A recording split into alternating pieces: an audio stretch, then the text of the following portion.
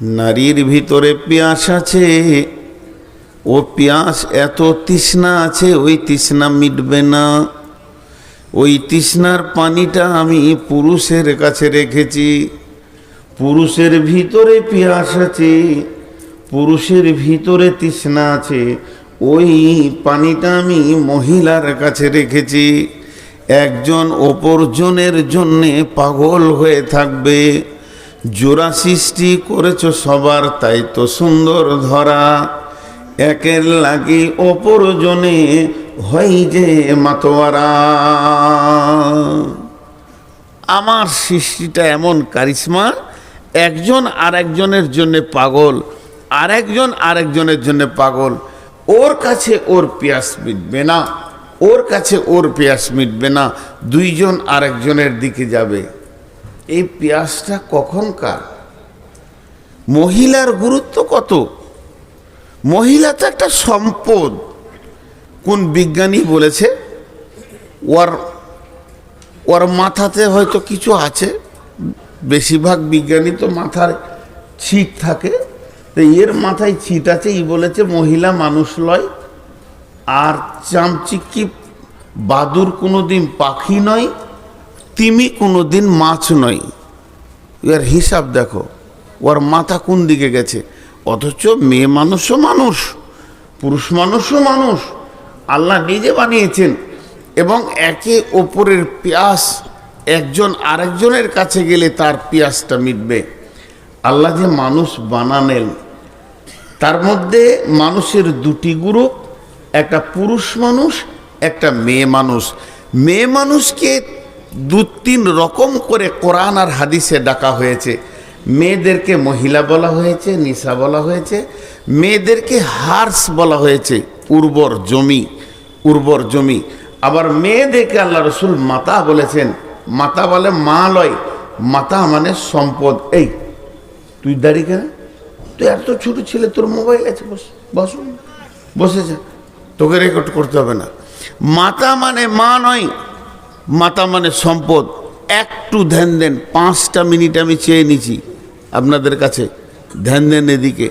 না আজকের এই বিষয়টা কি আপনাদের বিরক্ত লাগছে? একটু ধ্যান দেন, সবই নতুন হবে আপনাদের কাছে। মাতা মানে মা নয়, মাতা মানে সম্পদ। আর আল্লাহ রসুল বলছেন ওয়া খায়রুল মাতাই দুনিয়া, সারা পৃথিবীতে যত সম্পদ আছে আপনি একদিকে রাখেন, হিরে চাঁদি চুনি পান্না সোনা দানা টাকা পয়সা রিং বাট রিয়াল যত যা আছে সব একদিকে করে দেন। তার থেকে দামি সম্পদ হলো নেককার বিবি, মারাতো সলিহা, ইমরাত নেককার বিবি। তো ইনি বললেন মাতা। তাহলে মহিলা আমাদের একটা সম্পদ, মহিলা আমাদের একটা সম্পদ। কেমন সম্পদ? জান্নাত তো জান্নাত, জাহান্নাম তো জাহান্নাম। জাহান্নাম কথাটার বিকল্প কিছু নাই, সেটা আগুন। গোটাটাই নেগেটিভে ভর্তি, পজিটিভ কিছু পাওয়া যাবে না। সেখানে মানুষ সুস্থতা বোধ করবে না, চিন্তিত থাকবে, অভাবে থাকবে। ওয়ালা ইগনি মিন জু, লা ইউসমিনু ওয়ালা ইগনি মিন জু।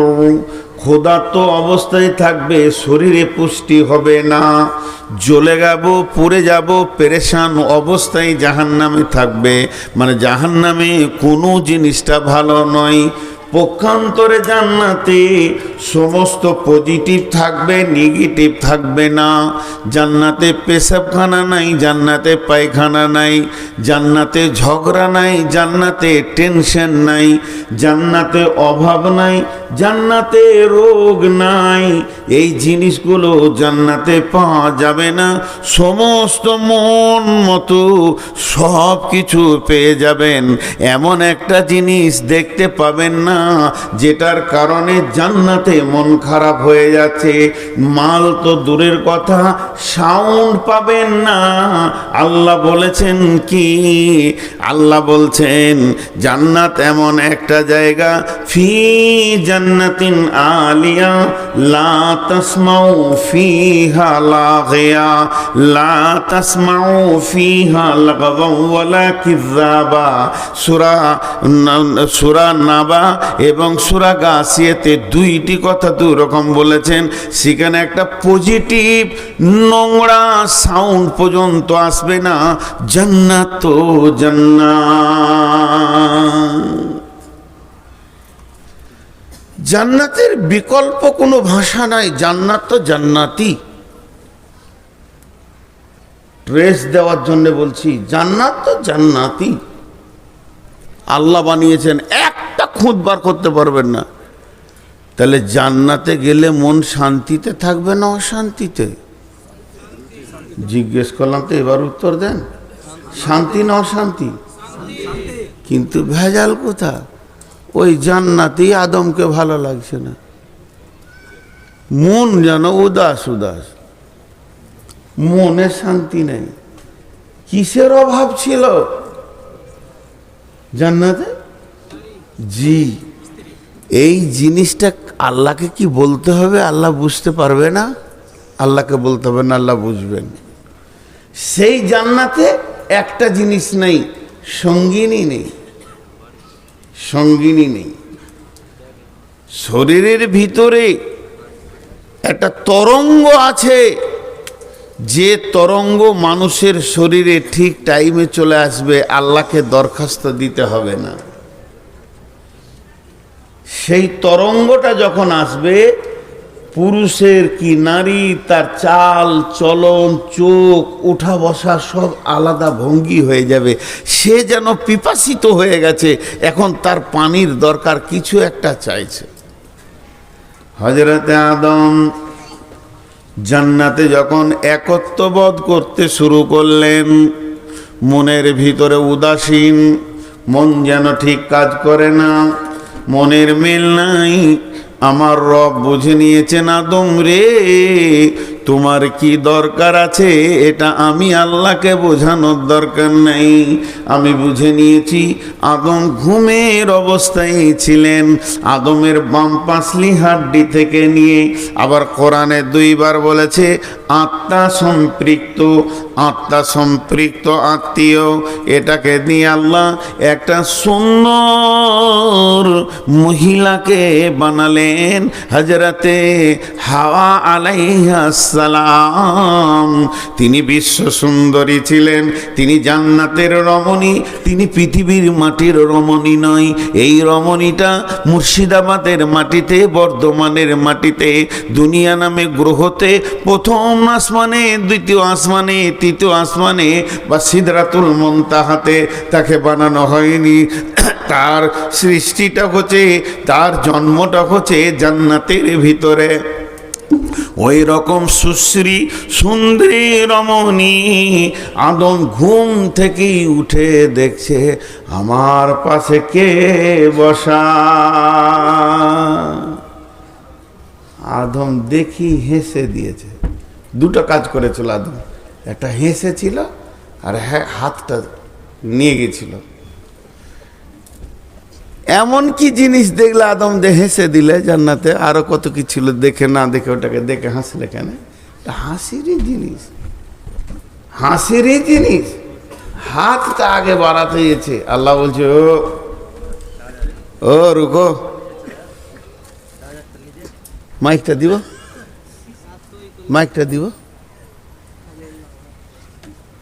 কালকে আবার থাম্বনেইল বের করে দেবে হাত বাড়ানো। এই ইউটিউবার যে কি জিনিস! ওইদিকে বদরুদ্দোজা নাদবি একদম বয়কট করেছে, একটা ইউটিউবারকে লাগাতে দেয় না। আমার কাছে 14 জন 15 জন ইউটিউবার চলে এসছে শামসিদের, জি লাগাতে দেবেন ক্যামেরা তবেই যাবো, না হলে যাবো না। আপনি আর নাদবি আছেন, উনি বয়কট করেছেন, আমাকেও করতে হবে। আমার এই পাকা দাড়ির পাশে এমন ইয়ং মেয়ের ছবি দিয়েছে, আমার বাপও এমন মেয়ে দেখে নেই সারা জীবন। তা আবার বেশি একটা পরে ব্লাউজটাও নাই। হাগই গেলে কি সহ্য হয়? আরে বাপ, তোর ঘরে কি তোর মা বোন নাই? এই ছবিটা আমার মেয়ে, আমার স্ত্রী দেখলে অসুবিধা নেই, আমার মেয়ে দেখবে, আমার বোনরা দেখবে, এই ছবি আমার খালা দেখবে, আমার ফুফু দেখবে, তখন আমার সম্মানটা কোথায় যাবে বাপ? তোদের পায়ে ধরছি বাপ, এগুলো করিস না বাপ। জগন্নাথ, এসব করিস না বাপ। তোরা ছবি অন্য কিছু দিস। আর এক খবিস লিখেছে, আহা, যা মাইন্ড অন্যদিকে চলে যাবে, বয়স হয়ে গেছে তো, হুঁশ থাকছে না। তো জান্নাত আদম দুটো কাজ করলেন। কটা কাজ? প্রথম নম্বরে হাসলেন। তো বিবিকে দেখে হাসি লাগে? আর হ্যাঁ না বলে না, জান জ্বলে যায়। একটা জালসাই বলছি, স্বামী স্ত্রী জান্নাতে গেলে একই বিছানায় থাকবে। তো একজন বলছে তার মানে আবারও হাজি ভাই 2 মাস বাংলাদেশে থেকে আসলাম, 2 মাস। গত বৃহস্পতিবার ইন্ডিয়াতে পা দিয়েছি, শুক্রবার ফাঁকা ছিল, শনিবার দিন সকালে হাট বাজার করে দে, আজকে রবিবার, ওখানে গিয়ে আজকে এই যে রবিবার এলাম। তা মাত্র শনিবার হাট বাজার করে বাড়িতে নামিয়েছি, বাস শুরু হয়ে গেল। এতগুলো হাট, এত মাল কেন আনবে? তা জান্নাত যদি ওই বিবিটা আবার যায়, তা যারা বিরক্ত হয়েছে ওরাও বলবে না উফ আল্লাহ কোন সিস্টেম করলো? ও যখন উফ বলেছে তখন আমি বলতে শুরু করেছি, মানে বুঝে লেছি ওর কষ্ট চলছে, বাংলাদেশের ঘটনা। তখন আমি বললাম, প্রত্যেকটি জান্নাতির ভিতরে সমস্ত নবীকে পাওয়া যাবে। একজন মুফাসসিরিন বলেছেন জান্নাতিরা কেমন হবে? একটা জান্নাতির ভিতরে সমস্ত নবীকে পাওয়া যাবে, মানে সমস্ত রকম নবী মিলিয়ে একটা জান্নাতি হবে। জান্নাতিরা হবে হযরত আদম আলাইহিস সালামের মতো উঁচু পুরু, মেয়েরা হবে হাওয়ার মতো, অতটা সাইজের মানুষগুলি হয়ে যাবে। প্রত্যেকটা জান্নাতির হৃদয়টা, দিলটা হবে আইয়ুব আলাইহিস সালামের মতো। প্রত্যেকটি জান্নাতির বাহ্যিক চেহারাটা হবে হযরতে ইউসুফ আলাইহিস সালামের মতো। প্রত্যেকটি জান্নাতির চরিত্র হবে নবী মুহাম্মদুর রাসূলুল্লাহ সাল্লাল্লাহু আলাইহি ওয়াসাল্লামের মতো। মানে সমস্ত নবীর ভিতরে যত গুণ ছিল, একটা জান্নাতের ভিতরে অত গুণ থাকবে। তেলান সালামান সালামা। তখন নিঃশ্বাসটা ভালো করে ফেললে, যাক তাহলে জানটা বাঁচবে, নাহলে ভেজালই থাকবে আর কি। মেশিন তো কথা বলার মেশিন। একজন বিজ্ঞানী বলেছে যে একটা পুরুষ সারা দিনে 2500 থেকে 2500টা শব্দ ব্যবহার করে, সারা দিনে শব্দ ব্যবহার করে। আর একটা নারী 3500 থেকে 5000 শব্দ ব্যবহার করে। চিন্তা করেন কত বড় মেশিন কথা বলার। তো এই জিনিস হচ্ছে, তা আল্লাহ তাবারাক ওয়া তাআলা আদম আলাইহিস সালামের পাশে যখন হাওয়াকে নিয়ে এলেন, তা আদম দেখি ফিক করে হাসছে। হাসি তো লাগবেই তোকে, একা আছে, বন্ধু বান্ধবও নাই, বান্ধবীও নাই, বিবিও নাই, একাকি ভালো লাগে। পুরুষ এমন একটা মানুষ এমন একটা প্রাণী যাকে বলা হয়েছে মানুষ সোশ্যাল, সমাজ নিয়ে সামাজিক প্রাণী। সমাজ ছাড়া চলতে পারবে না। মানুষকে একা যদি কোনো বিলে দাঁড় করিয়ে দেওয়া হয়, হতাশা হয়ে মারা যাবে সামাজিক প্রাণী। আর দ্বিতীয় কাজ কি করতে গেছে? হাতটা দিতে গেছে হাওয়ার গায়ে। তা আল্লাহ বলছে, ওই রুক, বিয়ে পড়াই আগে।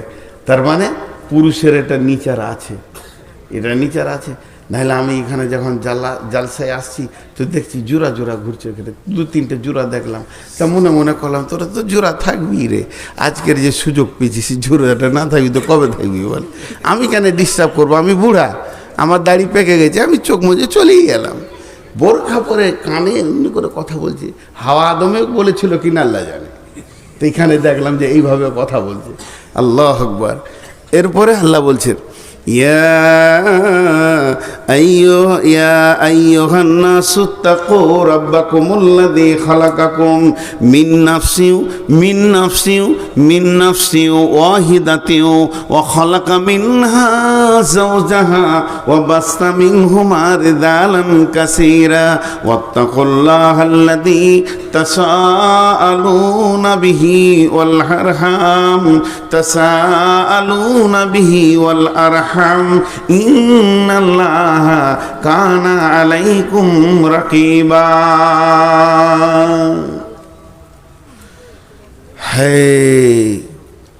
আপনাদেরকে যদি একটা কাগজ কলম দিতে বলি সম্পর্ক লেখেন, সম্পর্ক,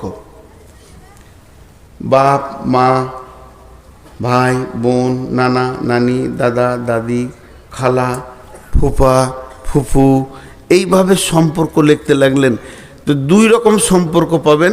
একটা সম্পর্ক হচ্ছে ব্লাডের, রক্তের, একটা হচ্ছে বৈবাহিক, বিয়ে করার পর। তিনটে আত্মীয়তা আছে দুনিয়াতে, একটা বিয়ের আত্মীয়, আর একটা আত্মীয় হচ্ছে রক্তের, আর একটা আত্মীয় হচ্ছে বন্ধু বান্ধব, এটাও আত্মীয়, বন্ধু আত্মীয়। তিনটে আত্মীয় আছে। লিখতে লিখতে এক পাতা লিখে দিলেন। প্রথম সিরিয়াল নম্বর আত্মীয় কি? স্বামী স্ত্রী।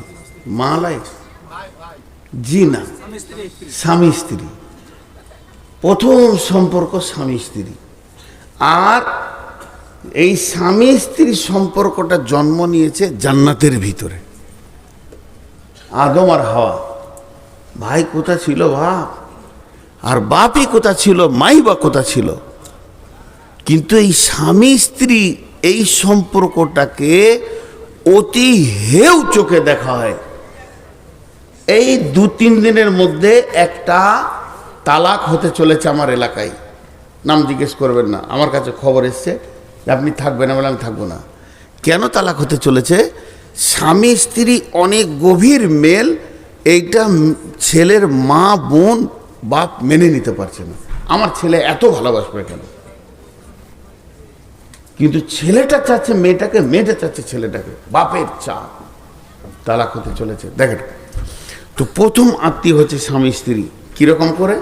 হযরত আদমকে বানালেন, আদমকে বানানোর পর হাওয়াকে বানালেন, আর হাওয়াকে বানানোর পর আমার আল্লাহ বলছেন এই দুটি জিনিসকে বানালাম আমি জান্নাতের ভিতরে। জান্নাতের ভিতরে বানালাম মানে দুশ্চরিত্র এবং দুশ্চরিত্রা ওরা নয়, ওরা হলো সুচরিত্রবান এবং সুচরিত্রবতী। ওদের দুজনকে আমি কাছাকাছি করে দিলাম, ফ্রি করে দিইনি। প্রথম বিয়ে করেছিল হজরতে আদম, শোনে মন দিয়ে অধম। প্রথম বিয়ে করেছিল হজরতে আদম। আদম নবী যদি বিয়ে না করিত, মানুষের সন্তান হতো গরু ছাগলের মতো, শুয়োর কুকুরের মতো। আল্লাহ প্রথমেই বিয়ে সিস্টেমটা করে দিলেন, হালালের লাইনটা করে দিলেন, যাতে হারাম লাইনটা না ঢুকে। কোনো শুক্রাণু কোনো ডিম্বাণু দুইজন যেন হারামভাবে মোলাকাত না করে। বিয়ে তো দূরের কথা, এই দুটি জিনিস যেন তারা হারামভাবে দেখা না করে। ওলা তাকারাবুজ জিনা, এখানে লিখেছেন খবরদার তুমি শুক্রাণুটাকে হারাম জায়গায় পৌঁছে দিও না, যেখানে হারাম ডিম্বাণু রয়েছে। বাচ্চাটা অবৈধ তৈরি হয়ে যাবে। এই জায়গাটাকে বন্ধ করার জন্যে, ওই জায়গাটা কেটে দেওয়ার জন্যে আল্লাহ আদমের বিয়ে দিয়ে হাওয়াকে তার কোলে তুলে দিলেন। সুবহানাল্লাহ। আল্লাহর কি কারিশমা! আল্লাহ বলছেন আমি আত্মা থেকে বানালাম, আমি আদমের আত্মা সম্পৃক্ত থেকে বানালাম। তো আত্মা থেকে বানালো মানে এখানে আর একটা জিনিস আমি বলে নিব, একটা দেহ একটা আত্মা। দেহ তৈরি হয়েছে মাটি থেকে, দেহ ধ্বংস হবে মাটিতে। আত্মা তৈরি হয়নি, আত্মা এসেছে আল্লাহর কাছ থেকে, আত্মা ফিরে যাবে আল্লাহর কাছে। তো পৃথিবীতে আমার যত আত্মীয় আছে সব তৈরি হয়েছে আমার দেহের সাথে সম্পর্ক। আর স্বামী স্ত্রীর সম্পর্ক হচ্ছে আত্মার সঙ্গে। আমি যার রক্তে জন্ম নিয়েছি তার দেহের সাথে আমার সম্পর্ক আমার বাপের। আমার মেয়েটা আমার রক্তে জন্ম নিয়েছে, তার সাথে আমার সম্পর্ক হলো দেহের সাথে সম্পর্ক, রক্তের সম্পর্ক, দেহের সঙ্গে সম্পর্ক। দেহ যেমন লণ্ড ভণ্ড ভেঙে চুরমার হয়ে মাটি হয়ে যাবে, এ আত্মীয়তাগুলো মাটি হয়ে যাবে। আর স্বামী স্ত্রী সম্পর্কটা হয়েছে আত্মা থেকে, মিন নাফসিন ওয়াহিদাতিন, মিন নাফসিন ওয়াহিদাতিন ওয়া খালাকা মিনহা যাওজাহা। আত্মার যেমন মত নাই, আত্মা ইল্লিন সিজ্জিনে যাবে, জান্নাতে যাবে, জাহান্নামে যাবে, এই আত্মার যেমন মত নাই, স্বামী স্ত্রীর সম্পর্কের কোনো শেষ নাই। জাহান্নামে দুজন আছে, জ্বলবে, কেউ কাউকে খেয়াল রাখতে পারবে না, আগুন এমন ভয়ঙ্কর। কিয়ামতে দুজন আছে, হাই হাই নাফসি নাফসি করবে, কেউ কাউকে খেয়াল রাখতে পারবে না। কবরে আল্লাহ জ্বলন। যদি জাহান্নামী হয়ে যায় দুজনে, তাদের কোনো মেলের কথাটা চিন্তা করাই যাবে না। আর দুজনেই যদি জান্নাতি হয়, আবার একটা খাটে আল্লাহ জান্নাতে শোয়াবেন, আবার একটা খাটে আল্লাহ জান্নাতে শোয়াবেন। তাইলে এই সম্পর্কটা কত গভীর।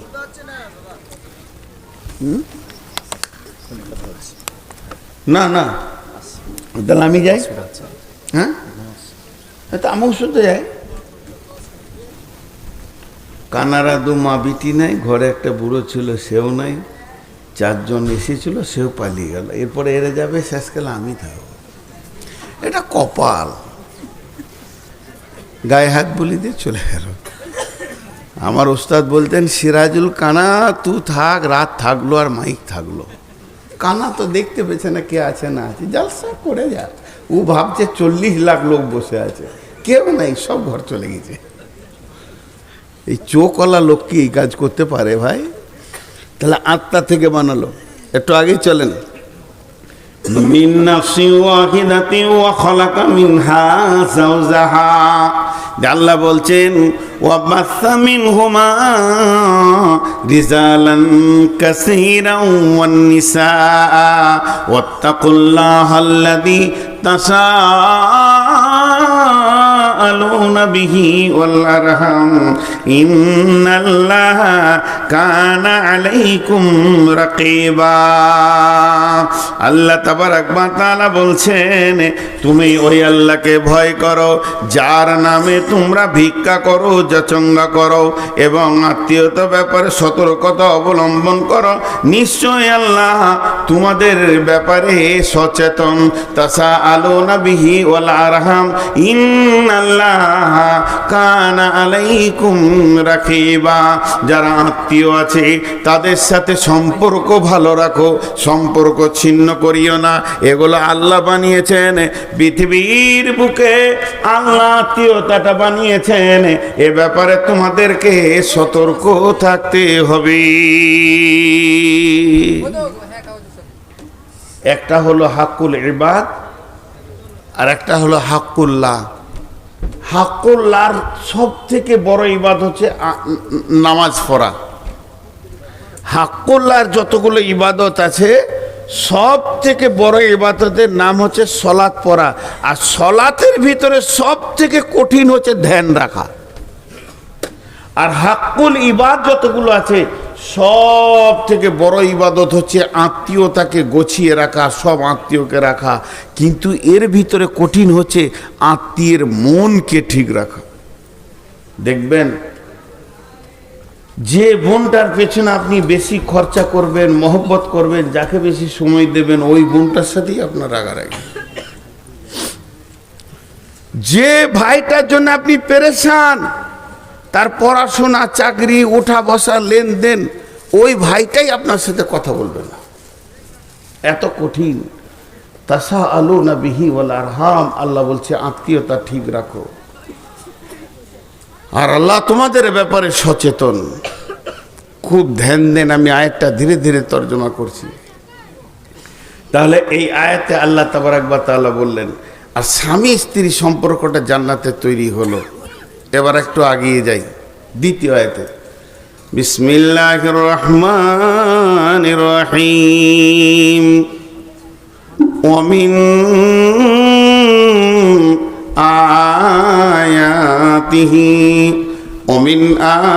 আয়াতিহি আন খালাকা লাকুম من أنفسكم أزواجا لتسكنوا إليها وجعل بينكم مودة ورحمة إن في ذلك لآيات لقوم يتفكرون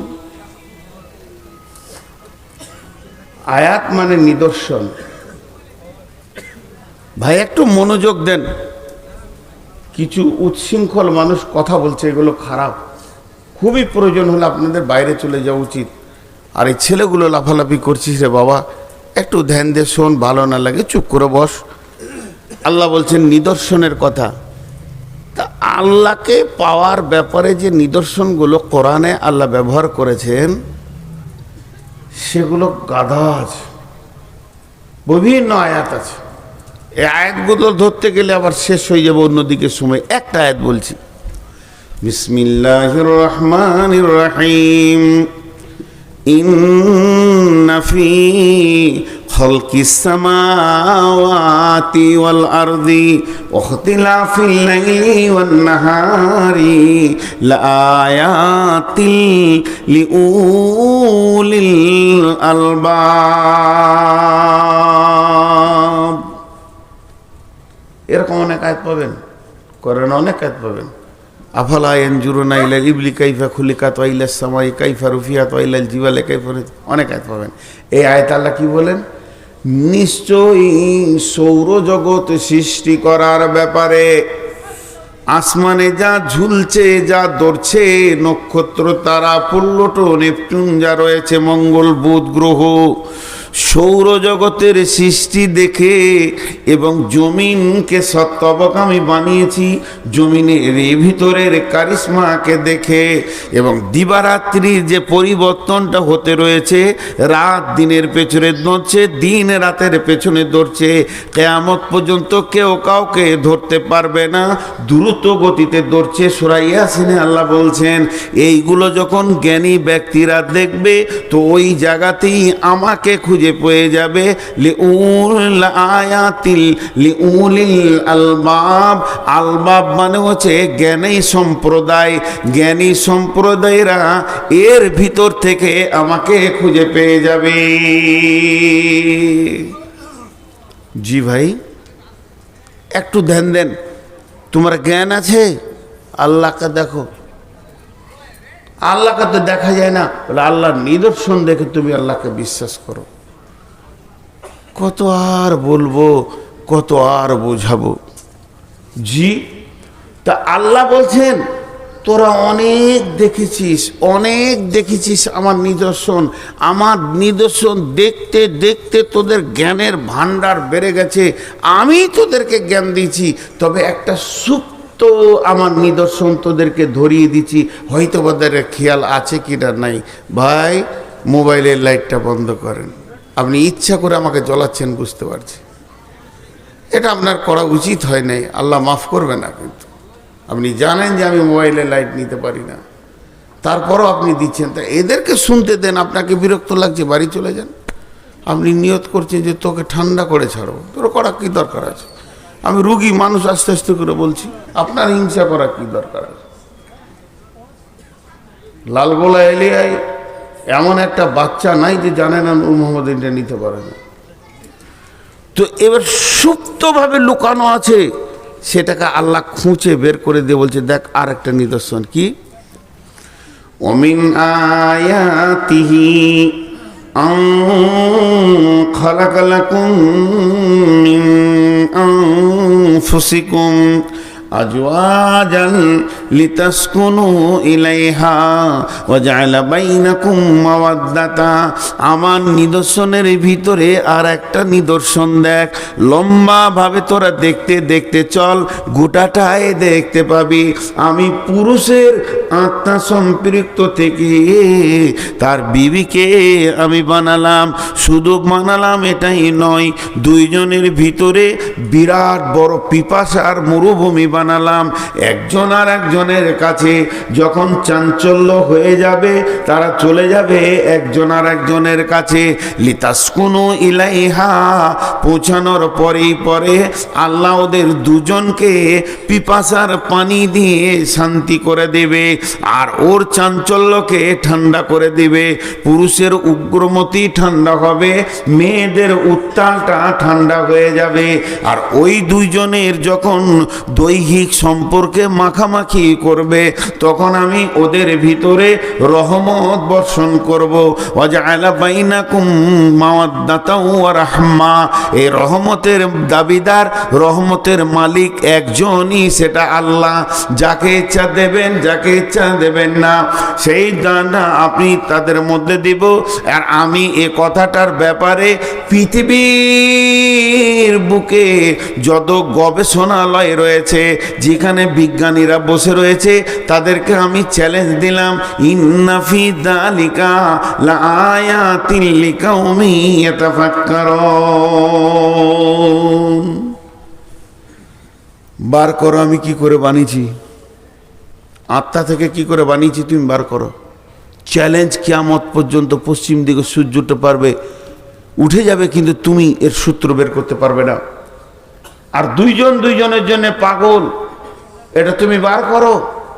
কত বড় তুমি বিজ্ঞানী হয়েছে, তোমার জ্ঞানের বহর কত হয়েছে, তুমি একবার বার করে দেখিয়ে দাও। পারবে না।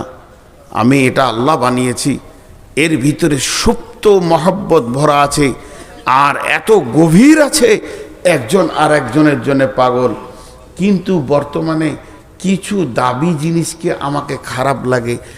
মেয়েরা, বেশিরভাগ বোনেরা, ভাইয়ের বোনেরা এসে একটা দাবি করে, এটা আমার রক্তের ভাই, আমার মায়ের পেটের ভাই, আমার বাপের ঔরসের ভাই, একই বাপের ঔরসে একই মায়ের পেটে আমরা 4 বোন 4 ভাই হয়েছি। তুই তো পরের মেয়ে, এখানে বউ হয়ে এসেছিস, আমার ভাইয়ের ওপরে আমার দাবি বেশি। এটা সব থেকে মারাত্মক ভুল। একটা নারীর তার ভাইয়ের ওপরে যে দাবিটা আছে, আর একটা নারী তার স্বামীর ওপরে দাবি লাখো গুণে বেশি। তুই তো ভাই বলছিস, 3 দিন পর ভাই আর বোন থাকবে না মরে গেলে, কিন্তু জান্নাতে গিয়েও তোর ভাবি স্বামী বের করে নেবে। তখন কি করবি? গাল চুলকে বেড়াবি? বোনেদের আচরণ এত খারাপ ভাবিদের সঙ্গে, ওরা থাকে পরের ঘরে, আর 3 দিন যদি বেড়াতে আসে আর মা বাপ যদি বেঁচে থাকে এই হালাত আসে, তো ভাবি গলার জানকে জ্বালিয়ে শিকে পুড়ে ভরিয়ে কাবাব বানিয়ে দিয়ে মায়ের ঘর যায়, আবার শ্বশুর বাড়ি যায়। এটা সবারই। ও যে কাবাব বানাচ্ছে ওর ভাবিকে, ওর ননদও ওকে বানায়। চ্যানেল ওরা ঠিক রেখেছে। আমার বাড়ির পাশে বিচার করছে বোন, ভাইকে বলছে, মা বাপকে ভালোবাসবি, নাহলে জান্নাত যাবি না। কোরআনে আছে মা বাপ যেন না করে। আমি শুনছি, আহা, এত বড় বায়ান কে দেয় রে? আমি বক্তাও পারবো না। যার তার কথা শুনে মা বাপকে কষ্ট দিই না। যার তার বলতে কে? ভাবিটাই দিয়ে মা বাপকে কষ্ট দিই না। আর 2 দিন পরে শোনা গেল ওই ভদ্র মহিলা যে ওর ভাইকে জ্ঞান দিয়ে গেল বেড়াতে সেরাতে, ও 3 মাস নিজের শাশুড়িকে বাড়ির বারান্দায় উঠতে দেয়নি। কি ডেঞ্জারাস জিনিস চলছে পৃথিবীতে, কি ডেঞ্জার জিনিস চলছে। মেয়েগুলো বোকা।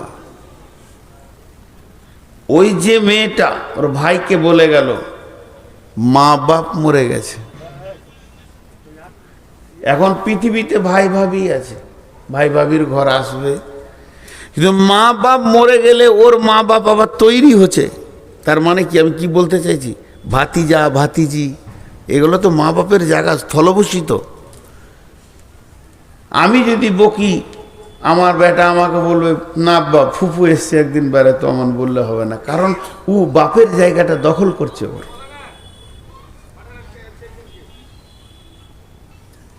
ওইদিকে পাঠাবো, এখানে কি পাঠাবো? কিটা পাঠাবো?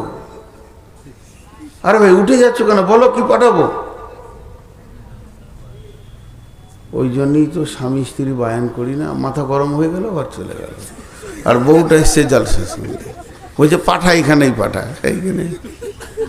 নসিব কোথা রাখি ভাই আমার, ফোন করছে তোর এই হেতিয়াত হচ্ছে না যে কোথা ফোন করছি, আর আমি হচ্ছি সব থেকে বদমাস বক্তা। এই কথাগুলো শুনি আমি আবার, আমি ওই চোখ মুজে বায়ান করতে পারি না, আমি নিজে বুঝি তারপর লোককে বলি। আপনাদের খারাপ হলো। এই বোনগুলো কি ক্ষতি করলো জানেন? বাপের ভিটাতে আগুন লাগিয়ে দিয়ে চলে গেল। কারণ ওই ভাবির পেটে যেগুলো হচ্ছে, ওর ভাতিজি, ভাতিজা, ভাইপো, ভাইজি যেগুলো হচ্ছে, ওদেরকে ভাবি বলবে তোর ফুফি আমার জান জ্বলিয়ে দিয়েছে রে, আমার ভিতরটা জ্বালিয়ে দিয়েছে। তোর আব্বা ভালোবাসতো, কিন্তু তোর বড় ফুপু ছোট ফুপু যখন আসতো তখন তোর আব্বার হাতে মার খেয়েছি, এমন এমন কথা বলতো। এদের মিজাজ তৈরি হলো আমার মায়ের জান জ্বালিয়েছে আমার ফুফি।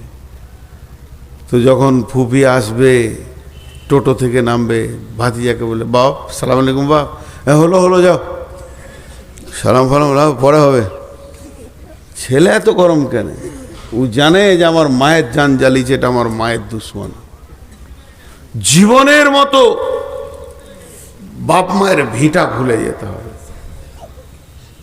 এটা বুঝে না। ওই জন্যে যারা চালাক মেয়ে হয়, ভাবিকে আপন করে রাখে।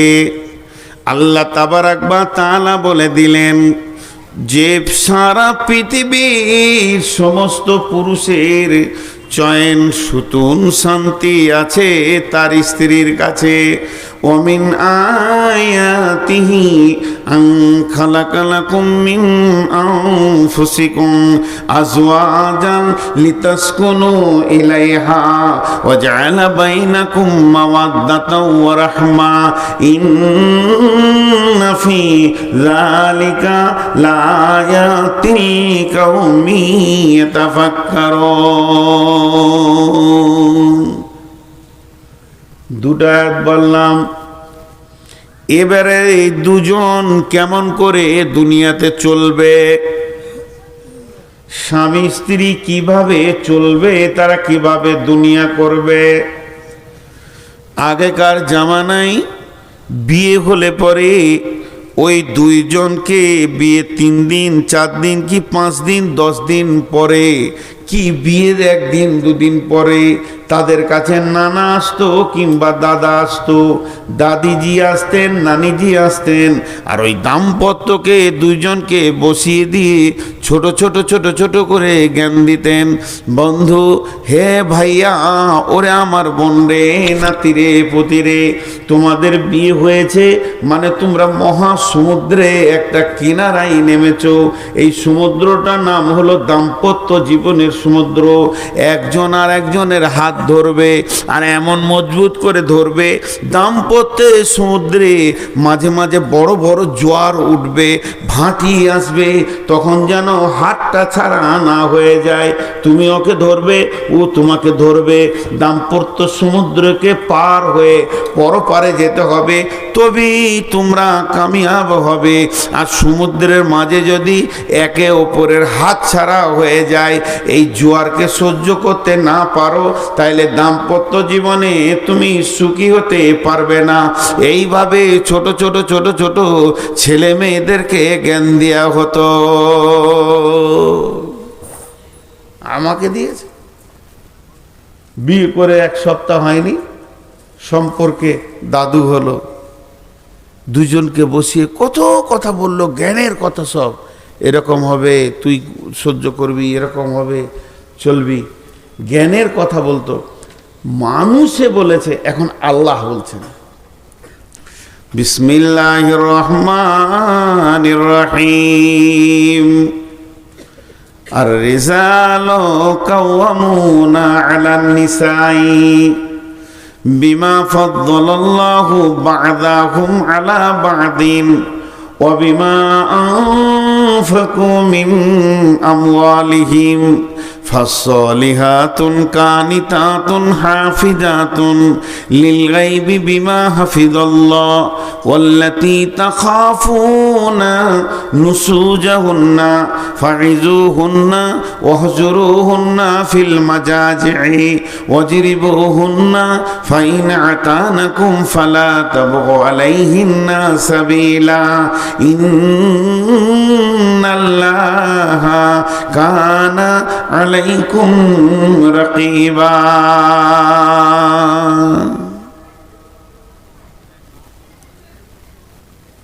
জি, আল্লাহ দিচ্ছেন। নসিহতটা দাদার নয়, দাদিজির নয়, নানিজির নয়, নানার নয়, নসিহতটা আল্লাহর। আল্লাহ তাবারক ওয়া তাআলা বলছেন, হে নারীকুল, ওরে মহিলারা, মহিলাদেরকে আগে বলছে তোমাদের জন্য আমি পুরুষকে তোমাদের অভিভাবক বানিয়ে দিলাম। তোমরা জীবনটাকে পৃথিবীতে ধীরে ধীরে ধীরে ধীরে ক্ষয় করবে, অতিবাহিত করবে, জীবনকে তুমি পার করবে। খবরদার স্বাধীন হয়ে জীবনকে পার করিও না। তুমি পরাধীনতা অবস্থায় তুমি অধীনস্থে জীবন কাটাবে, তোমার স্বামীর অধীনস্থে জীবনকে কাটাবে। মেয়েরা 4টা পুরুষের অধীনস্থে জীবন কাটাবে, বাপ, ভাই, স্বামী, সন্তান, এদের ওপরে যাবে না, এদের ওপরে কথা বলবে না, তুমি এদের ডিরেকশনে চলবে। যে মেয়েটি জান্নাতি হয়, যে মেয়েটি জান্নাতে যদি যেতে চায়, যদি আল্লাহকে আপন বানাতে চায়, আল্লাহর যদি আপন হতে চায়, তাহলে ওকে চিরদিন একটা জিনিস মেনে নিতে হবে যে আমি স্বাধীনতার মুখ দেখব না, পরাধীন হয়ে জীবনটা আমি চালিয়ে দেব। বাপের অধীনস্থে থাকবে, ভাইয়ের অধীনস্থে থাকবে, স্বামীর অধীনস্থে থাকবে, এবং সে স্বামী মারা গেলে ছেলের অধীনস্থে থাকবে। আল্লাহ তাবারক ওয়া তাআলা বললেন, তোমার তো সুখ শান্তি জান্নাত নিয়ে দরকার, তবে কেন দুনিয়াতে স্বাধীন বিচরণ তুমি করবে, তোমাকে অধীনস্থে জীবন কাটিয়ে আসতে হবে। আর পুরুষকে বলল, পুরুষ তোমাদেরকে অভিভাবক বানালাম, তোমাদেরকে ওদের মালিক বানালাম, মালিকানা সত্ত্বটা তোমাদেরকে দিলাম। কেন দিলাম? তুমি পুরুষের জন্য দিলাম। এর কারণটা হচ্ছে ওকে তোমাকে আগলিয়ে রাখতে হবে, ওর ভুল ত্রুটির ময়দান থেকে তোমাকে বাঁচাতে হবে, যেন ওর দ্বারা কোনো ভুল না হয়ে যায়, গুনহার ময়দানে না চলে যায়, গুনহার ময়দানে যেন না যায়, এ খেয়ালটা তোমাকে রাখতে হবে। আজকে কত রকম স্কুলে পড়ছে বোন, ভাইয়ের কোনো খবর নাই, কলেজে পড়ছে মেয়ে, বাপের কোনো খবর নাই, ভার্সিটিতে পড়ছে মেয়ে, স্বামীর কোনো খবর নাই, যা মন তাই অবাধ চলাফেরা। আমি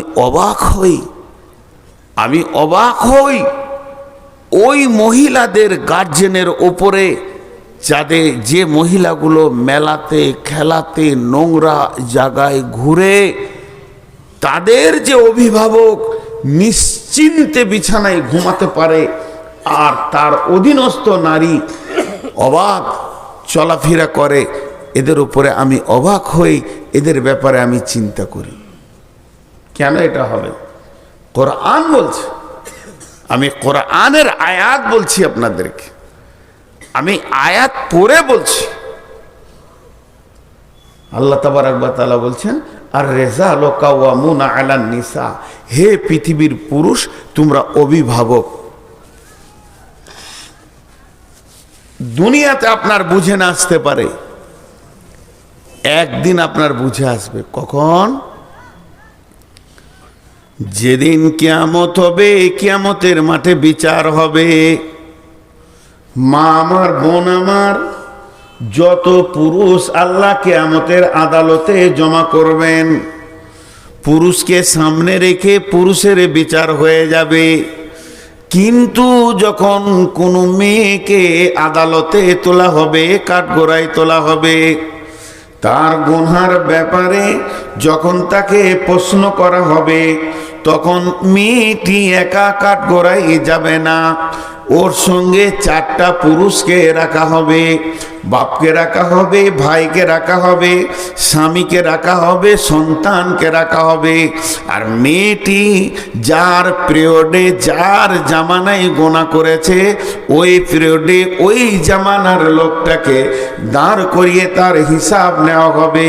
তোমার অধীনস্থ মেয়ে কেন জালসায় গিয়ে ওপর পুরুষের কাছ থেকে বাদাম খেয়েছে, কথা বলেছে, এটাও জেনা, এটাও কাবিরা গোনা। জবানের জেনা, চোখের জেনা, হাতের জেনা, পায়ের জেনা, শরম গায়ের জেনা, মগজের জেনা, মগজের জেনা। এখানে একটা মেয়েকে প্র্যাকটিক্যালে শরম গা দেওয়া হলো না, কিন্তু মেয়েটার সাথে কথা বলা হলো, হাত ধরা হলো, কথা বলা হলো, সবগুলো জেনাতে পরিণত হবে।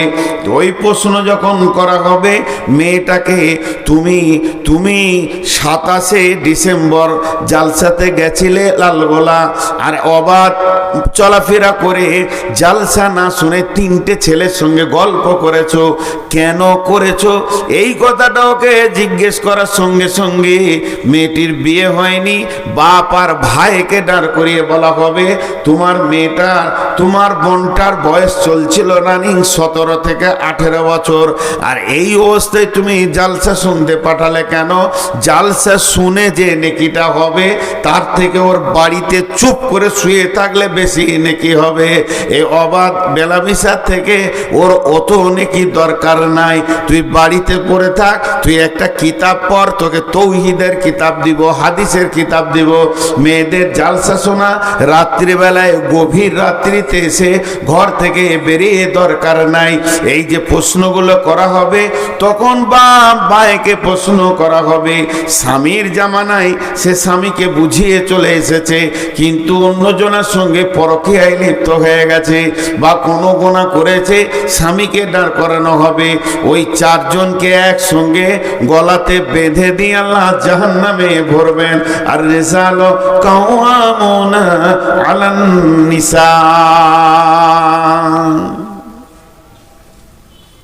এত সহজ জিনিস লয়। আমার গাড়িটা রাস্তায় চলছে, একটা ছেলে মোটর বাইক নিচে সামনে লাগিয়ে দিল। ওই তুই লাগালি কেন?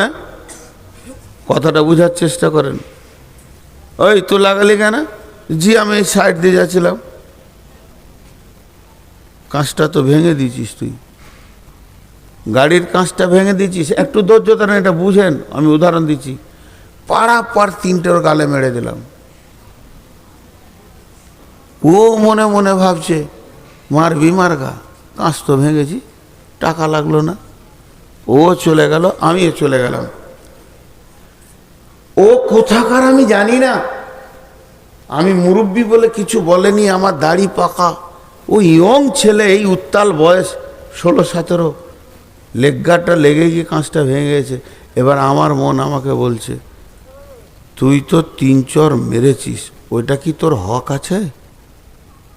কাঁচটাও ভেঙেছে তোর গাড়ি, তোর ড্রাইভারও হ্যান্ডেলটা এদিকে করেছিল। আল্লাহর আদালতে এই বিচারটা যখন হবে, তো তখন দেখা যাবে যে জেরক্স বেরিয়ে আসছে, কাগজ, রিজাল্ট, যে আমার ড্রাইভার ডান দিকে হ্যান্ডেল কাঁপিয়েছে বলি ভেঙেছে। তাহলে তো মরখর হক রাখে না। এই বিচারটা যদি হয়, তাহলে আমার মারাটা ভুল হয়েছে, আমারটা ভুল হয়েছে। কিছুদিন আগে আমার ট্রাকে বাম দিক ডান দিকটা ঘষে চেঁচে নামিয়ে দিলে। ড্রাইভার খুব বকছে, ট্রাকওয়ালা ভয়ে দাঁড়িয়ে গেছে টুঙ্গি দিঘিতে, একবার দিনাজপুরে, ইয়ং ছেলে। আমি নামলাম, নেমে বললাম তোমাদের বাড়ি কোথায়? তো বলছে ইসলামপুর। লে মজা, ইসলামপুর আমি পড়েছি। কার গাড়ি গো? তো যার গাড়ি ওকে আমি মামা বলি। ফোন লাগাও তো। ফোন লাগলো, মামা আপনার গাড়ি যে আমার গাড়িকে চেঁচে দিয়েছে গো। কোন ঠেরে বেটা? বললাম এখানে টুই দিকে। আমি ড্রাইভারকে বললাম, এটা কিয়ামতের দিন বিচার হবে রে, তোর দোষ না ওর দোষ, তোর দোষ না ওর দোষ, সেটা কিয়ামতের দিন বিচার হবে। ওদিন বললাম চলে যাও, শিলিগুড়ি যাচ্ছিল। যা করার মালিকের সঙ্গে বুঝবো, পরে দেখা করবো। তো হাসছে, বলে তুমি যা নেবে তাই দেবো, আমার কিছুই নেবো না। ঘরে ঘরে ঠোকাঠুকি হয়েছে, কী নেবো? আমার গেল 5,000, 10,000, 20,000 আমার একটা গেল, কিন্তু আমি বিচারটা ওইখানে চিন্তা করছি। এখন একবার আমি বলতে চাইছি ওই মহিলার মা বা ওই মহিলার বাপ ভাই স্বামীকে, ছেলেকে, জি, যে আপনি একবার সূক্ষ্ম ঠান্ডা মস্তিষ্কে বসে একা একবার জিকির করেন, সুবহানাল্লাহ, আলহামদুলিল্লাহ, ওয়া ইলাহা ইল্লাল্লাহ, আকবার, আস্তাগফিরুল্লাহ, তওবা, যা কিছু আছে এইগুলো বাদ দিয়ে খালি ধ্যান দিয়ে একবার 3 মিনিট বুঝেন যে আমার বেটিটা এখন কোথায়, আমার বেটিটা এখন কোথায়। জালসা শুনতে গেছে, জালসার মজলিসে আছে না বাঁশের তলাতে দাঁড়িয়ে আছে, একজনের গলা ধরে কথা বলছে। ও যদি বলে থাকে তুমি তৈরি থাকো, আমি হাসাবার জন্য বলছি না। অনেক বক্তার অনেক ভঙ্গি আছে। আমি একটা বক্তাকে দেখছিলাম, ছেলে মানুষ, বুঝে ওই ওই তোর বাপের দোষ, তোর মায়ের দোষ, আস্তাগফিরুল্লাহ। আমি আমার ভঙ্গিতে বোঝাতে চাইছি, আপনি ওখানে তৈরি হয়ে থাকেন, আল্লাহর আদালতে যদি আপনার মেয়ে মুজরিম হয়ে যায় তো আপনি একটা সেখানে আসামি। জি, হাজরতে উমারের জামানায় একটা মেয়ের 3 বার বিয়ে হয়েছে, 3 বার, খালি মসজিদে নামাজ পড়তে যায়। কত পরেজগারু, 3 বার বিয়ে হয়ে গেছে। তো একজন সাহাবী বলছে এবার আমি বিয়ে করবো, আবার তালাক হয়ে যায়। বলছে পারবো রুখতে? ও যাবেই মসজিদ, আর ওর চাল চলেনি আলাদা। স্বামী মানে না, দুপ করে ছেড়ে দেয়, আরেকজনা লোভে পড়ে এরকম। বলছে ঠিক আছে যা। তো বিয়ে করে ওকে বলছে দেখো তুমি মসজিদ যাবো না, ঘরেই নামাজ পড়ো, এখন সেই জামানার নাই। বলছে মাথা খারাপ, আমাকে মসজিদ থেকে রুখতে কেউ পারেনি, আগের 3টা পারিনি, তুমিও পারবে না। বলছে যাও, ফজরে কিংবা ইশাতে, ইশারাই বলবো, বুঝলেন? ওর স্বামী লুকিয়ে আছে রাস্তার ধারে, ওর নিজের স্বামীটা, আর অপর পুরুষের কাপড় চোপড় পরে মুখ টুক ঢেকে নিয়ে ওকে ধরেলে চুমাচাটি খেলেছে, ছেড়ে দিয়ে পালিয়েছে নিজের স্বামী। ও ওখান থেকে মসজিদ থেকে ঘর চলে এসছে। যাও নামাজ পড়তে, না যুগ জামানা খারাপ স্যার।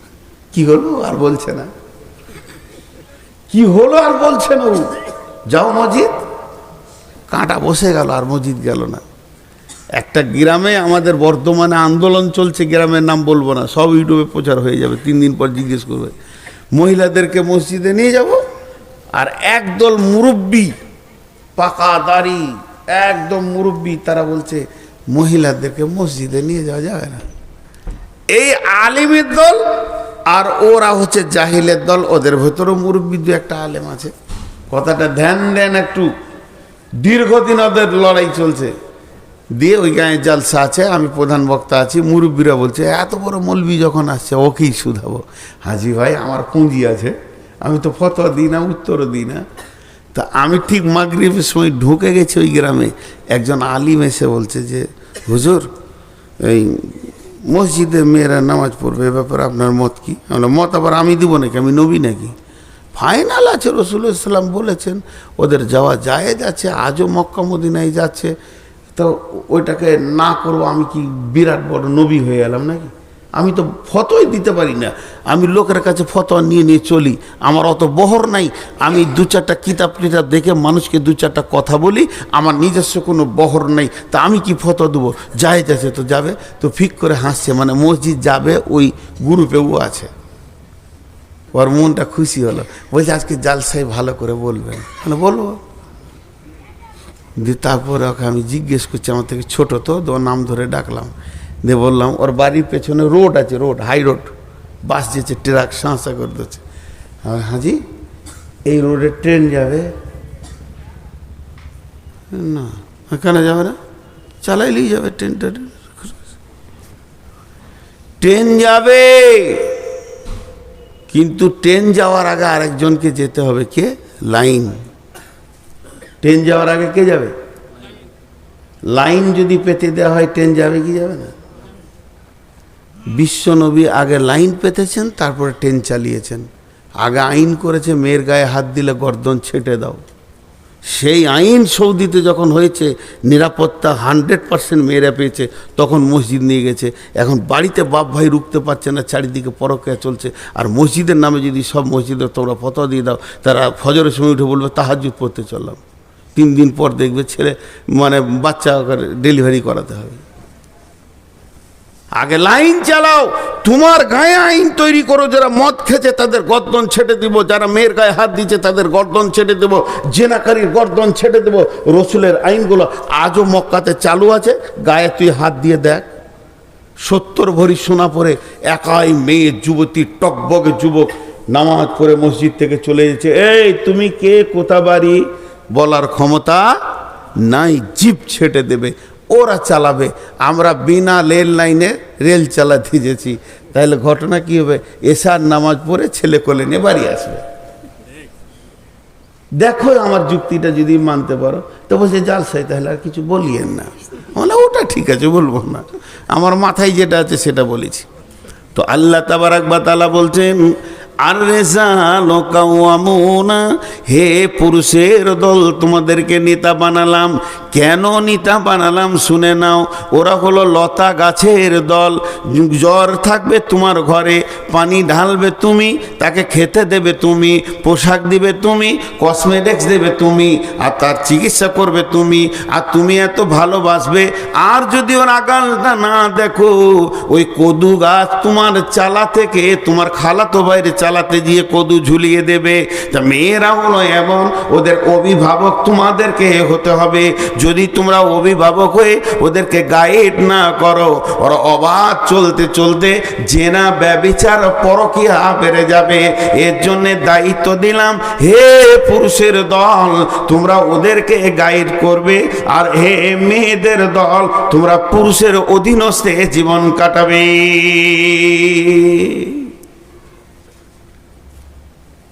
কাটাবে। 12টা বেজেছে। আজকে ক তারিখ?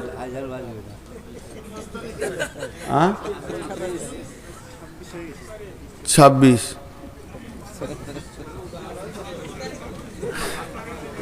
কোন ভ্যার ওটা? আসলে আমার দোষ লয়, সালা ঘড়িটাই বদমাস। তো আপনারা একটু শুনে নেই, আরেকটা খালি শেষ করে দিই। বিরক্ত হচ্ছেন না তো? ভালো লাগছে? ভালো লাগার লেগে বসে আছে।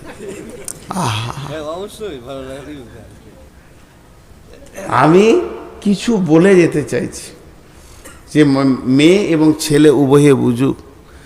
তাহলে এদেরকে পুরুষ করা হয়েছে, মাঝে আবার মাথা মোটা মনে মনে করছে আল্লাহ আমাদেরকে এমনি অভিভাবক করেছে, আমি কি কমজোর আছি নাকি? ও তো নিয়ে এলাম, ছেলে পিলে ছিল না, দিলাম 4টা ছেলের মা বানিয়ে, তাহলে কি আমি বেটা ছেলে কম আছি নাকি? আল্লাহ বলছে তুই একটা ছেলে বানাবি, তোকে 2 বছর লেগে যাবে, 1 বছর লেগে যাবে একটা ছেলের মা বানাতে। আর একটা নিকৃষ্ট হারাম প্রাণী আছে শুকর, ওর যে ইঞ্জিন কত জোর, ও 1 সিজনে 1.5 ডজন বানাবে। তাহলে ও কি বড় আল্লাহর ওলি হয়ে গেল নাকি? ছেলে বানানোটাই যদি আল্লাহর ওলি হওয়ার প্রতীক হতো, তাহলে তো সবাই হয়ে যেত। খাও, কামাও, আর বাচ্চা পয়দা করো, 3টে কাজ করো, যখন ডাক আসবে চলে যাও। জি না, আল্লাহ এটা ক্লিয়ার করছেন, বিমা ফাদ্দালাল্লাহু বা'দাহুম আলা বা'দিন, বিমা ফাদ্দালাল্লাহু বা'দাহুম আলা বা'দিন। আমি আমার বিবিকে 2টি 500 টাকা নোট দিলাম, আমার বিবি আমাকে একটা 1000 টাকা নোট দিল।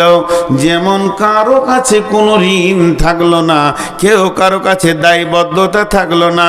আল্লাহ তাবারাক ওয়া তাআলা বলছেন, তুমি যেমন তোমার বিবিকে খুশি করো, তোমার বিবিও তোমাকে খুশি করে দেয়। এই বাচ্চা পৃথিবীতে আসা, সন্তান পৃথিবীতে আসা, এই ব্যাপারে কাউকে কারো উপরে প্রাধান্য দিলে হবে না। দুইজন জনের ভূমিকা পালন করেছো, এর জন্য পৃথিবীতে সন্তান এসেছে। আর আমি সন্তানগুলো এই রকম সিস্টেমে দিয়ে থাকি, দুটি প্রাণ দুটো বংশ থেকে আসবে, তারা মিলবে, মধ্যখানে একটা সন্তান, একজনকে মা একজনকে আব্বা ডাকবে, আর একই গালে দুজন চুমা দেবে। এদের প্রেমের লংজিভিটিটা দীর্ঘদিন বেড়ে যাবে। আমি আল্লাহ এই সিস্টেমটা বানিয়েছি।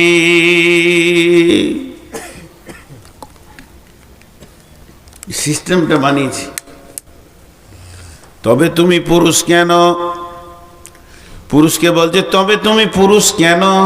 ওয়াবিমা আনফাকু মিন আমওয়ালিহিম, ওয়াবিমা আনফাকু মিন আমওয়ালিহিম। তাই আমি এই জন্যে তোমাদেরকে পুরুষ বানিয়েছি। তুমি গ্রীষ্মে পুড়ে যাবে, শীতে কাঁপবে, বর্ষায় ভিজে যাবে। তুমি ভ্যান টানবে, টোটো টানবে, রিক্সা টানবে, কুলিগিরি করবে, তুমি মার্কেটে দৌড়বে, বাইকে দৌড়বে, যাতে দৌড়বে। ব্রেনকে পেরেশান রেখে তুমি পৃথিবীর কোণে যেখানেই হয় অবতাগু মিন ফাদিলিল্লাহি, আল্লাহর ফয়েজকে খুঁজে হাসিল করবে। হালাল উপার্জন করে নিয়েছে তোমার ইনকামের টাকাতে তুমি তোমার বিবিকে আনন্দ দেবে, খুশি করবে, টাকা দেবে, তাকে তুমি খাওয়াবে, চিকিৎসা করাবে, তাকে তুমি পড়াবে, তোমার পয়সাতে সে আনন্দ উপভোগ করবে। এর জন্যে তোমাকে আমি পুরুষ বানিয়েছি।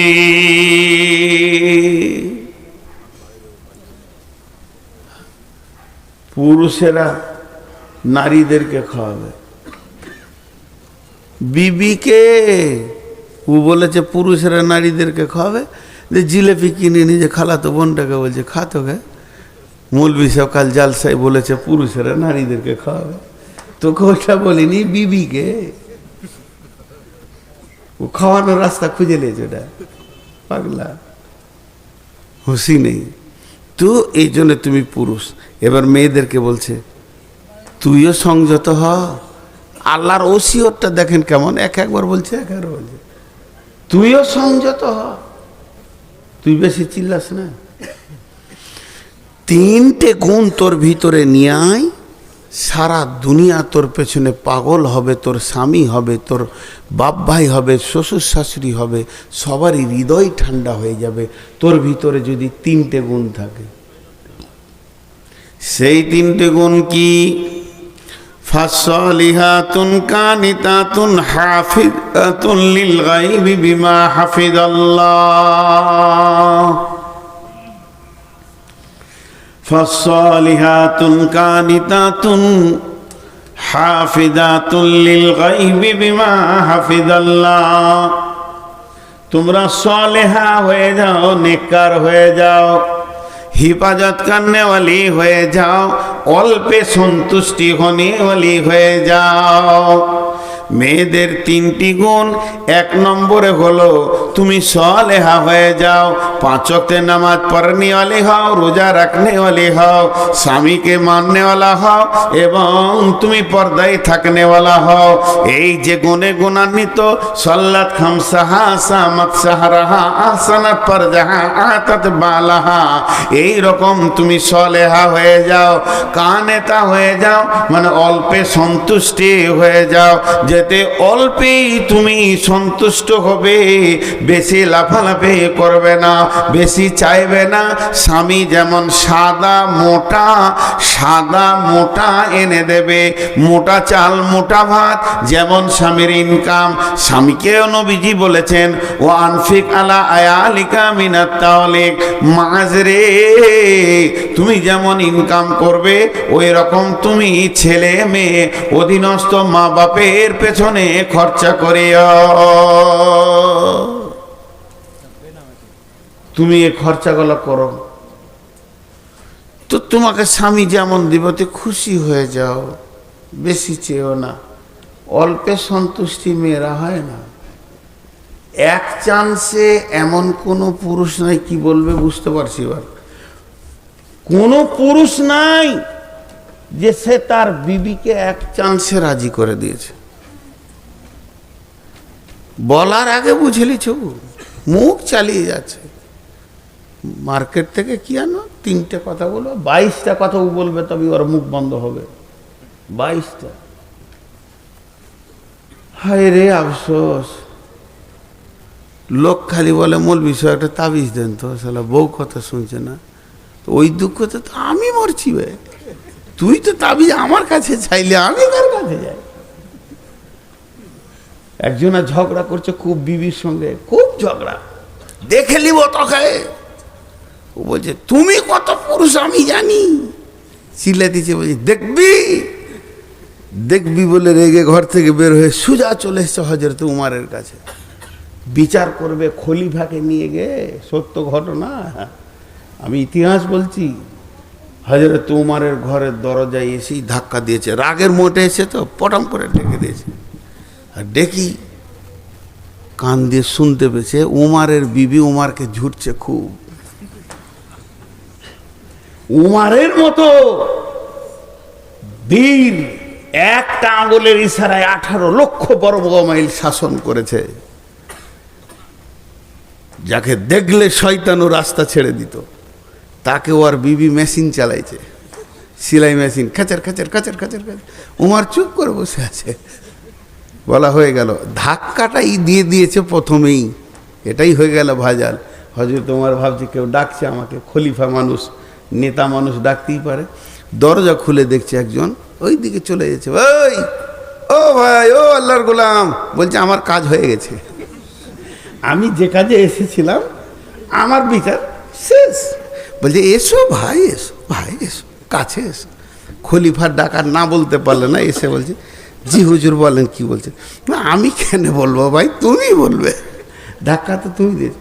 হুজুর বিবির সঙ্গে ঝগড়া করছিলাম, তা বিবি এমন এমন কথা বলছে, তোমার কলিজাটা জ্বলে গেল। তা আমি বলি দাঁড়া, উমারকে ডেকে নিয়েছি, এসে দেখছি আপনার ঘরে একই কেস। তা কেস দিব আর কাকে? হযরত উমার মিষ্টি মিষ্টি করে বলতে লাগলেন, আমার কথাগুলো ধ্যান দিয়ে শোনো। প্রথম নম্বরে ওই মহিলা আমাকে গরম গরম খাবার বানিয়ে খাওয়ায়। 2 নম্বরে ওই মহিলার পেটে আমার বাচ্চাগুলো হয়েছে, কত কষ্ট করে ডেলিভারি নিয়ে দৌড়ে বেরিয়েছে। 3 নম্বরে প্রসব যন্ত্রণা সহ্য করে আমার বাচ্চাগুলোকে দিয়েছে। 4 নম্বরে আমার বাচ্চাদের পেশাব পায়খানা নিজের হাতে সাফ করেছে।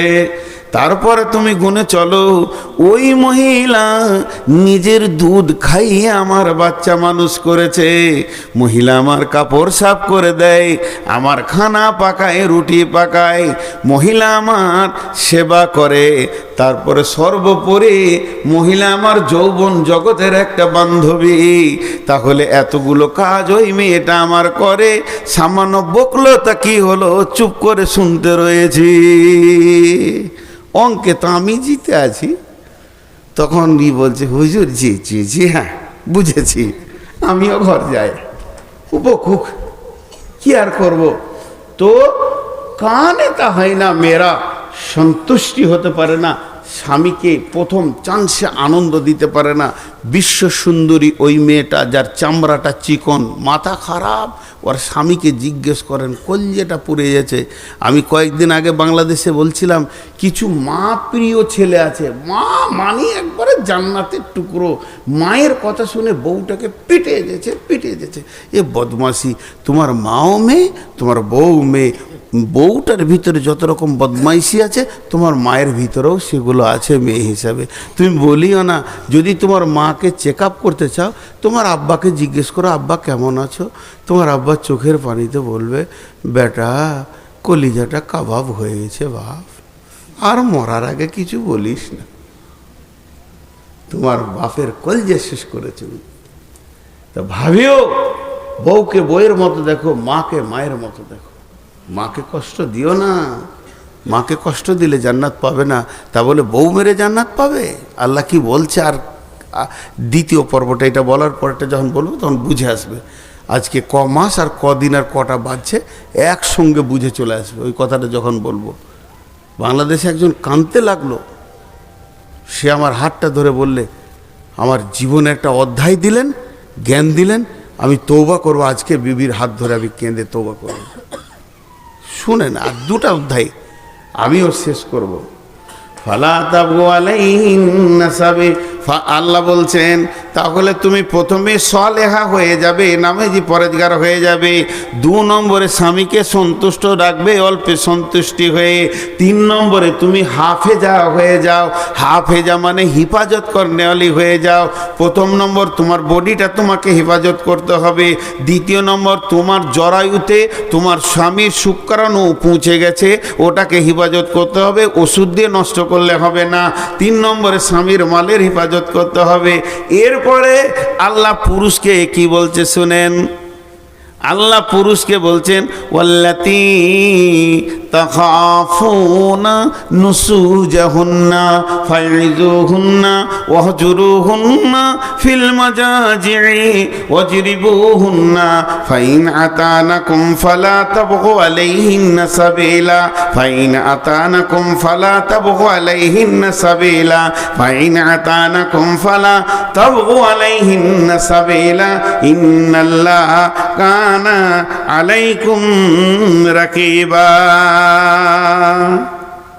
আল্লাহ কত বড় কথা বলছেন। এটা যদি কোনো পুরুষ বুঝতে পারে তার জীবনের অধ্যায় চেঞ্জ হবে, আমি বিশ্বাস করি। জি, আল্লাহ কি বলছেন দেখেন। আল্লাহ এবার পুরুষকে বলছে তোমাকে যদি তোমার মনে হয় যে তোমার স্ত্রী একটু বদমাশ হয়ে গেছে, চরিত্রের দিকে যাবেন না মাথাটা নিয়ে, কথাবার্তা শুনছে না, যেমন তাই করছে, মাকে এটা ওটা বলছে, ভাইকে, তা তোমার প্রথম কাজ হবে আল্লাতী তাখাফুনা নুসুজাহুন্না, ওকে ভয় দেখাও, নসিহত করো। তুমি তো আলেম নাও, নসিহত জানো না, তা যাও একটা আলেমের কাছে জিজ্ঞেস করে এসো, একটা হাদিস শিখে এসো, 2টা বিবিকে বলো শোন আল্লাহ জান্নাত দেবে, সুখে থাকবি। জি, এই যে ওসিয়ত করো, বোঝাও। আমার যখন মেয়েটা হয়নি তো তখন আমি মাসে 2 মাসে একটা জালসা করি, একবার পুরো ইয়ং, আর বিয়ে হয়েছে মোটামুটি বছর 2 হলো 3 হলো, তো 2 মাসে একটা জালসা পেতাম। কোথাও ডাকতো, 200 টাকা দিত, যেতাম, মাগরিবে পরেই দিয়ে দিত, ঘর চলে আসতাম। তো হুগলি যাব একটা জায়গা, পকেটে একটাও টাকা নেই, তাড়াতাড়ি করে ভাত খেয়েছি, বাস ধরতে হবে, ট্রেন ধরতে হবে, পকেটে একটাও টাকা নেই। তো আমার বিবি গরম গরম ভাত থালাতে দিচ্ছে, আর আমি তখন জালসা শুরু করেছি যদি টাকা পাই। তা আমি বললাম জালসা, হাদিস কোরআন আর কি বলবো, লম্বা করে বাংলায় চালাইছি। আহা, যে মেয়ে স্বামীর উপকার করবে, স্বামীকে ভালোবাসবে, স্বামীকে দেখবে জান ভরে, আল্লাহ তাকে জান্নাত দেবে। তো বিবি বলছে ভাত খাও, নিজের কাজে যাও।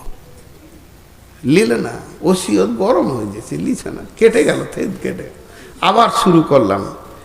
স্বামীর অভাবের সময় যে দেখবে, বলছে তোমাকে 100 টাকা দিতে পারি। আমি তাড়াতাড়ি ভাত খেতে বসলাম, যাক 100 টাকা হলো, পকেটে টাকা ছিল না, আমার বিবির কাছে 200-300 টাকা ছিল, তো কেড়ে তো লিয়া যাবে না, জালসা করে নিলাম।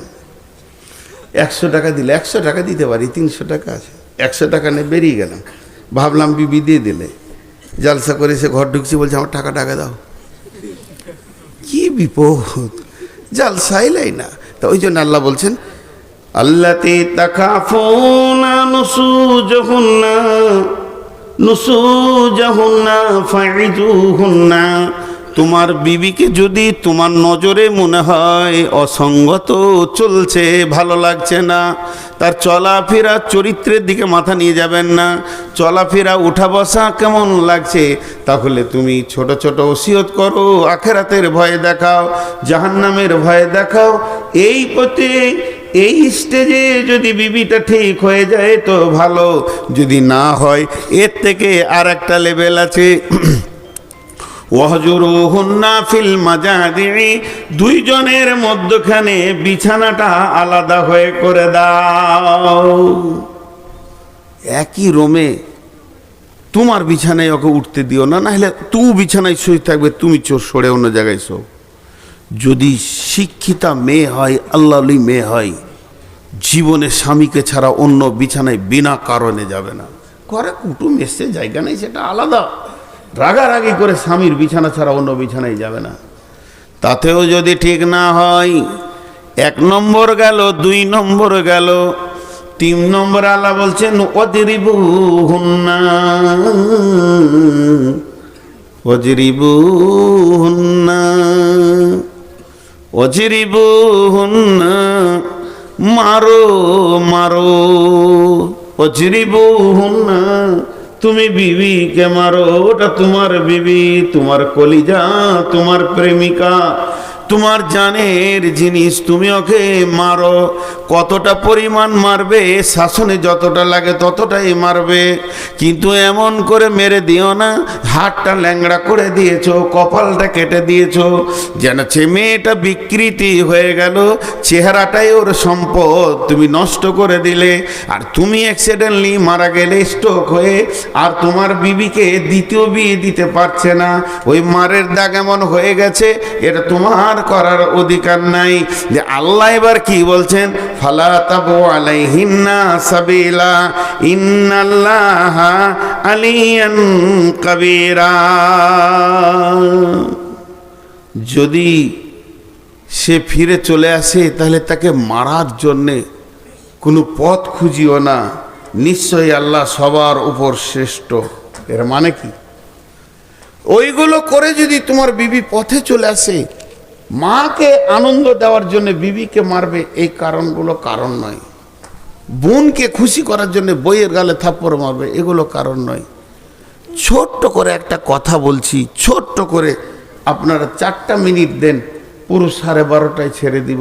আমি অনেক বড় রুগী ভাই আমার, তাও আমি মাত্র 15 মিনিটের কনসিডার নিচ্ছি। তো ছোট্ট করে উদাহরণটা দিচ্ছি। ওই মেয়েটি যাকে আপনি বিয়ে করেছেন, যখন আপনার সঙ্গে বিয়েটা পড়ানো হয়নি তখন ও কে ছিল? শ্বশুরের বিটি, শালার বোন, আজও আছে, মানে ওদের দায়িত্বে ছিল, এটা বলছি। শ্বশুরের বেটি কিংবা শালার বোন বিয়ে করার পর তোমার পাত্রে এসে গেল ইজাব কবুলের ভিতর দিয়ে, তাহলে তুমি ওকে মেরেছ, তোমার শালা তোমাকে এসে বলেনি যে বোনটাকে কেন মারলে? তোমার শ্বশুর কত ভদ্র, এ কথাও বলেনি যে মেয়েটাকে কেন মারলে। কিন্তু আল্লাহ বলছেন আমি সবার ওপরে শ্রেষ্ঠত্ব, তোর ওপরে, তোর বাপের ওপরে, তোর শ্বশুরের ওপরে, তোর শাশুড়ির ওপরে, তোর শালার ওপরে। আমার শ্রেষ্ঠত্ব হচ্ছে ফুল ফ্যামিলির ওপরে। আমি যেদিন কিয়ামতের মাঠে ধরবো, এটা তোর শ্বশুরের বিটি হওয়ার আগে আমার বান্দি। কার কার বান্দি? আমাদের বিবিগুলো কার বান্দি? দুটো দলিল, এটা একটা দলিল, আর একটা দলিল। বিশ্বনবী হাজ্জাতুল বেদাতে শেষ বক্তব্য যখন দেয় তখন বলেছিল, হে লোক সকল, তোমাদেরকে আল্লাহর দেওয়া নিয়ামতের ওপরে হেফাজত করিও, তাদেরকে কষ্ট দিও না। তার মানে আল্লাহর দেওয়া নিয়ামত বলতে বিবি বলা হয়েছে। আল্লাহ বলছে তোকে দিলাম আনন্দ করার জন্যে, আর তুই অবাধ মারলি। তা আল্লাহ একটা একটা লাঠি আর একটা একটা থাপ্পড়ের যদি বিচার ধরে, তুই যে পরশুদিন বিকালে ওর গালে 3খানা থাপ্পড় মেরেছিস তোর বোনের কথা শুনে, এই থাপ্পড়টা কেন মারলি, এই আদালতটা যদি আল্লাহ বসিয়ে দেয়, তুই 25 সালে ডিসেম্বরের 13 তারিখে তোর ঘরে মেহমান এসেছিল, একটা কথা শুনিনি, তা লাঠি করে 5 লাঠি মেরেছিস, কেন মারলি? আমি আল্লাহকে বুঝিয়ে দে, তুই জান্নাত যা। সব স্বামী কাবু। এর জন্য বলছি, মারার আগে ভাবিও ওর গালে যে চরগুলো থাপ্পড়গুলো পড়বে, পৃথিবীর কেউ যদি তোমার কাছে এর জবাব না নেয় তো আল্লাহ নেবে। এই জন্য আল্লাহ বলেছেন, ফালা তাবগু আলাইহিন্না সাবিলা ইন্নাল্লাহা আলিয়ান কাবীরা। তুমি খবরদার, যদি ঘুরে আসে ওকে মারার জন্যে দ্বিতীয় কোনো পন্থা অবলম্বন করিও না। আর যদি এই রকম করে থাকো তো তুমি জেনে রাখো তোমাদের সবার উপরে আল্লাহ শ্রেষ্ঠত্ব রয়েছে।